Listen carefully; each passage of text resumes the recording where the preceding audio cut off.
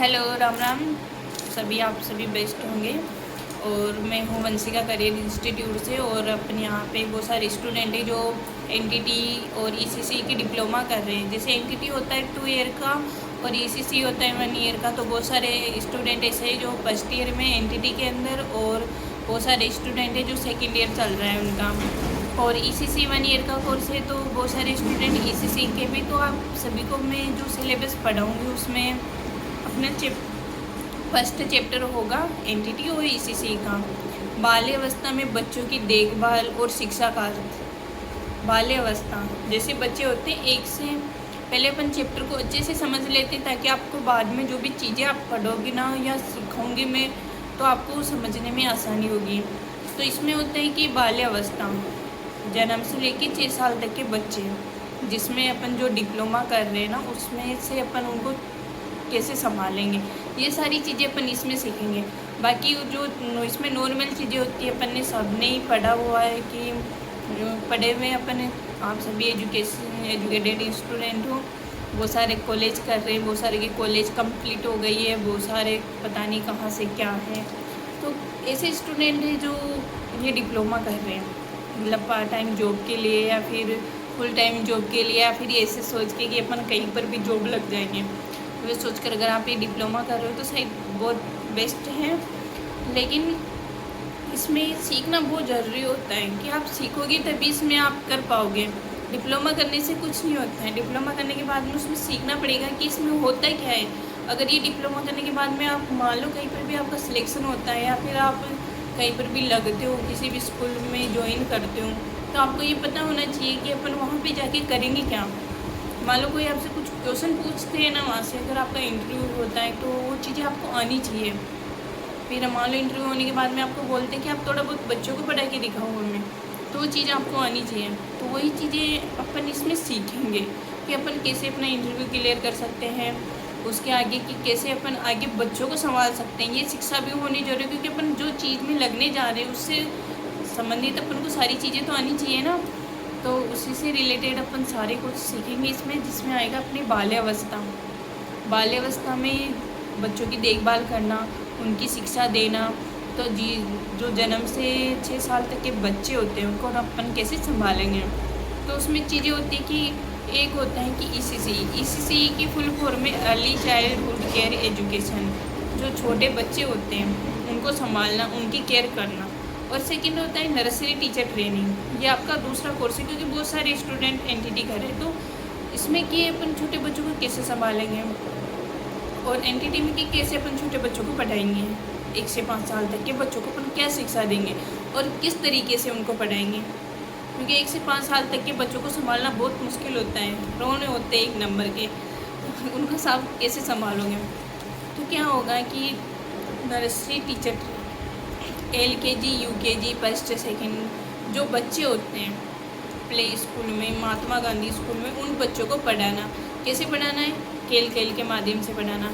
Early childhood care education, कि कोई बच्चा है वो रो रहा है तो उसको आपको संभालना पड़ेगा। अगर वो रो रहा है ना, तो आपको संभालना पड़ेगा उसे। और अगर वो किसी चीज़ को लेकर जिद कर रहा है तो वहाँ पर भी आपको संभालना पड़ेगा। अगर वो कुछ भी, आप जानते हो छोटे बच्चों के कैसे होते हैं कि कोई किधर छेड़िया कर रहा है, कोई किधर क्या कर रहा है, कोई किधर मारपीट कर रहा है, तो वहाँ पे आपको बच्चों को संभालना पड़ेगा। कैसे संभालोगे उनको, ये सारी चीज़ों की नॉलेज आपको होनी चाहिए। सारी चीज़ों की नॉलेज आपको होनी चाहिए कि आपको कैसे छोटे बच्चों को आप संभालते हो। इसमें होता है कि ईसीसी के अंदर आप छोटे बच्चों के उनके स्वास्थ्य से रिलेटेड, पोषण से रिलेटेड, कैसा भोजन देना चाहिए उनको, उससे रिलेटेड आपको सारा अपने को ज्ञान होना चाहिए कि अपन कि उनके स्वास्थ्य से संबंधित चीज़ें क्या क्या दें, कैसा भोजन मिलेगा उनको, ये आपको सीखना पड़ेगा पहले। और उनके स्वास्थ्य, उनके साफ़ सुथरा वातावरण, उनके आसपास कैसा वातावरण होना चाहिए, साफ़ सुथरा, इस चीज़ का अपन को ध्यान रखना पड़ेगा। आप मान लो किसी क्लास में पढ़ा रहे हो, वहाँ पे आसपास में गंदगी हो रही है, बच्चों ने पता नहीं क्या क्या कर रखा है, और आप उसी में पढ़ा रहे हो, तो वो क्या है कि वो एक स्वस्थ वातावरण नहीं है। वहाँ पे आपको मान लो गंदगी होती है तो आपको सफाई भी करवानी पड़ेगी, हैंड टू हैंड सफाई करवानी पड़ेगी। छोटे बच्चे होते तो किसी ने वॉशरूम कर दिया, वो चीज़ भी आपको करनी पड़ेगी, वहाँ पे आपको संभालना पड़ेगा छोटे बच्चों को। तभी क्या करना पड़ेगा, क्योंकि ईसीसी के अंदर क्या होता है कि मान लो Mahatma Gandhi school, play school में ऑलमोस्ट वही स्टूडेंट आते हैं जिनके मम्मी पापा जॉब हो गए, या फिर ग्रामीण क्षेत्रों में भी आते हैं, क्योंकि बहुत सारे मतलब पेरेंट्स होते हैं जो अपने बच्चों को छोड़ जाते हैं आंगनबाड़ी के अंदर या स्कूल के अंदर की खेतों वगैरह में काम करने जाते हैं कि यहाँ पे अपने बच्चों को संभाल लेंगे। तो क्या है कि छोटे बच्चे बहुत छेड़खानी करके होते हैं वो, तो कैसे आप वहाँ पे बच्चों को संभालोगे, उनका कैसे आप ध्यान रखोगे। वो वॉशरूम भी करेंगे तो आपको वो भी साफ़ करना पड़ेगा, क्योंकि ये आपकी जिम्मेदारी बन जाएगी बाद में। और वहाँ पे आप गंदगी नहीं रह सकते। सबसे बड़ी बात है कि आप गंदगी नहीं रह सकते, वहाँ पे स्वास्थ्य का आपको ध्यान रखना पड़ेगा। ये क्या है कि स्वास्थ्य शिक्षा ये उनकी प्रारंभिक शिक्षा होती है 1 से 5 साल तक के बच्चों की। अब मान लो आप आ जाओ एनटीटी के अंदर, तो इसके अंदर क्या है कि कैसे आप बच्चों को पढ़ाओगे, खेल खेल के माध्यम से। आपको ए फॉर एप्पल का जो खिलौना होता है, जैसे ड्राइंग वगैरह बना के वो दे देंगे, तो आपको उसके माध्यम से आपको बच्चों को A for apple, B for ball, C for cat, D for dog, ऐसे ABCD पूरी सिखानी पड़ेगी। अल्फ़ाबेट आपको पूरी सिखानी पड़ेगी उसको। गिनती वगैरह में आजकल आपको पता है कि सब कुछ मतलब ऑटोमेटिक, या तो पोस्टरों पे पूरे रूम पे डेकोरेट करके रखते हैं, तो उसमें से आप पढ़ा सकते हो, या फिर आप अपने हिसाब से भी कुछ बना के अलग अलग तरीके लगा के, मतलब उनके बच्चों के विकास के लिए ऐसी आपको टेक्नोलॉजी अपनानी पड़ेगी कि उनको सीखने में आसानी हो। वो अपने फ्यूचर में मतलब आगे जब भी वो बनना चाहे ना, जैसे जैसे बड़ा होगा बच्चे को, उनको सिखाना पड़ेगा, क्योंकि छोटे बच्चे के नादान होते हैं, उनमें इतनी क्षमता नहीं होती। उनकी क्षमता अपन को बढ़ानी पड़ेगी कि अपन उनको उनकी क्षमता कैसे बढ़ा रहे हैं, कैसे उनको पढ़ा रहे हैं, कैसे उनको आगे बढ़ा रहे हैं। तो वो चीज़ होती है कि खेल खेल के माध्यम से।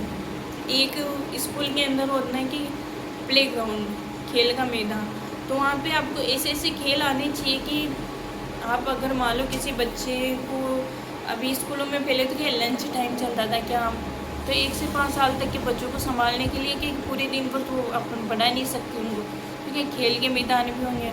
तो खेल के मैदान में आप अलग अलग तरीके के आपको खेल आने चाहिए कि आप उनको खेल खेल के माध्यम से कैसे पढ़ा रहे हो।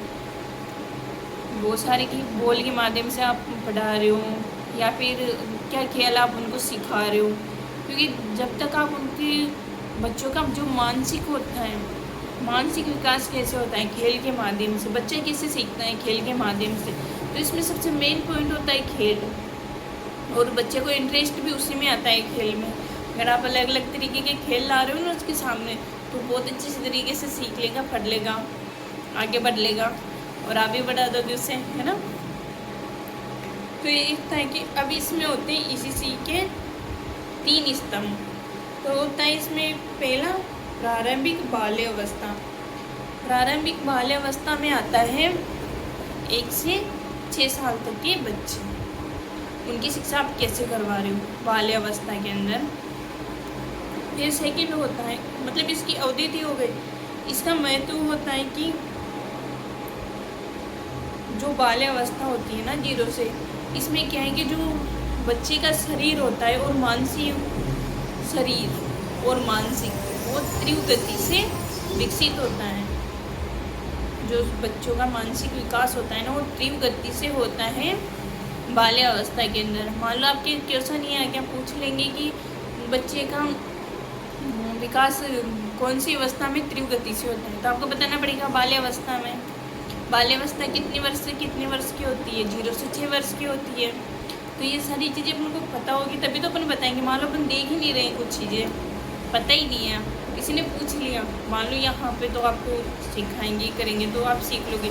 मान लो आप कहीं बाहर जा रहे हो, आपको किसी ने पूछ लिया कि आप क्या कोर्स कर रहे हो, आप बोल दोगे मैं ENTT कर रही हूँ या फिर मैं ECC कर रही हूँ। आपसे किसी ने पूछा कि ECC कितने साल का कोर्स होता है, तो आपको पता होना चाहिए हम 1 साल का कोर्स होता है। वो आपसे इसके आगे उद्देश्य पूछ लेगा कि ECC के उद्देश्य क्या है। कर तो रहे हो आप, लेकिन इसका उद्देश्य क्या है, तो आप वो भी तो बताओगे ना कि मेरा इसमें मैं जो कोर्स कर रही हूँ, मेरा उद्देश्य है कि मैं यहाँ पे इस जगह में लगना चाहती हूँ। अपन कुछ भी चीज़ें करते हैं तो पहले उसके बारे में अपन को पता होना चाहिए। तो ECC के बारे में अपन को पता होना चाहिए कि अपन वहाँ पे जाएंगे ऐसे ऐसे अपन बच्चों को पढ़ाएंगे और ये चीज़ अपन बच्चों को पढ़ाएंगे और इसके माध्यम से अपन बच्चों को पढ़ाएंगे, जिनसे कि वो अपने फ़ायदे के लिए जो भी चीज़ करते हैं ना वो दूसरों के फ़ायदे के लिए भी होनी चाहिए। ठीक है, यहाँ तक तो अपन ने देख लिया है। अब इसके बाद में छोटे बच्चों की देखभाल, छोटे बच्चों की देखभाल कैसे करेंगे। क्वेश्चन आ गया, मान लो क्वेश्चन भी आ गया, किसी ने वहाँ पर भी आप स्कूल में पढ़ा रहे हो तो उनकी देखभाल कैसे करोगे। मारोगे बच्चे को, मान लो किसी बच्चे ने कुछ गलती करी है या फिर वो कुछ भी छेड़खानी कुछ भी कर रहा है, छेड़छाड़ जो भी, तो आप बच्चे को कैसे संभालोगे। मार के तो नहीं संभाल सकते, उसको संभालना पड़ता है स्नेह और प्रेम से। बच्चे की देखभाल कैसे करते हैं फिर, स्नेह और प्रेम से, क्योंकि आप मार दोगे ना तो पूरे दिन भर आपसे चुप तो रहने वाला है नहीं, उसको आपको सीखना पड़ेगा आराम से।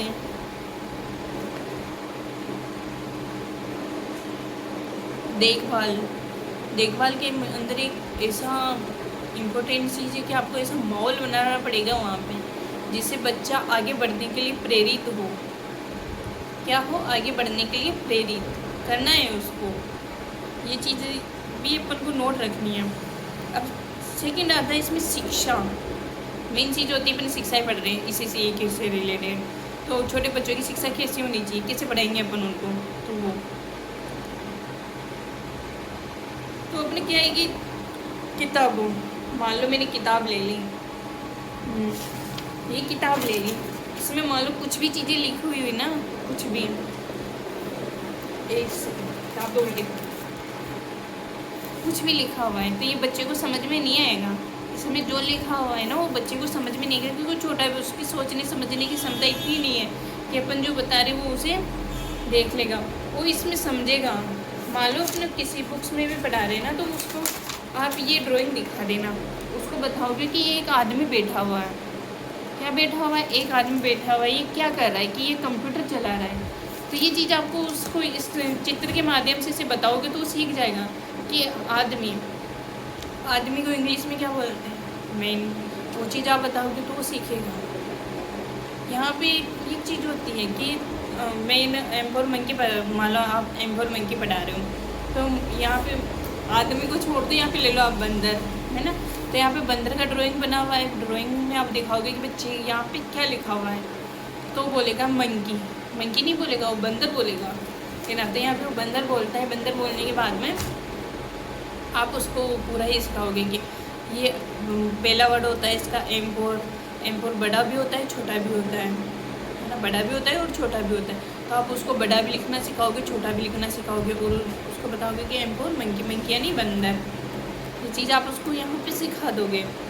फिर उसके बाद में अपन चलते हैं, ये उसके बच्चे की शिक्षा है। मान लिया कैसे कबूतरी पढ़ा रहे हो ना, कैसे कबूतर से रिलेटेड कुछ उनको ये आगे इसमें कंप्यूटर की बुक है, तो इसमें कंप्यूटर से रिलेटेड बहुत सारी ड्राइंग वगैरह बनी हुई है। तो मान लो आप इसको कंप्यूटर दिखा रहे हो तो उसको बताओगे कि क्या है कंप्यूटर, C4 का पूरा यहाँ से सिखाओगे, COMPUTR तो आप सिखाओगे यहाँ से।